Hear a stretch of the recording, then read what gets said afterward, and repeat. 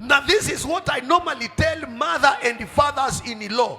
Ukiona kijana wako ameoa msichana, wacha kumtupia rejection, kwa maana kuna wakati wa kulipa.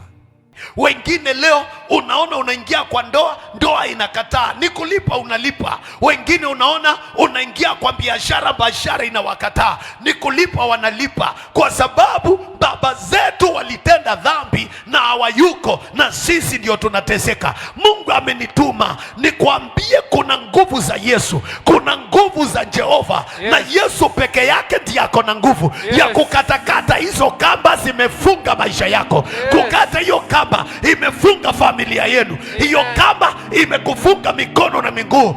Unatembea na hakuna mahali unaelekea, una biashara hauna matunda ya kuonyesha, kwa sababu walikufunga. Leo ninaitisha moto kutoka mbinguni, ninaitisha nguvu za Jehova.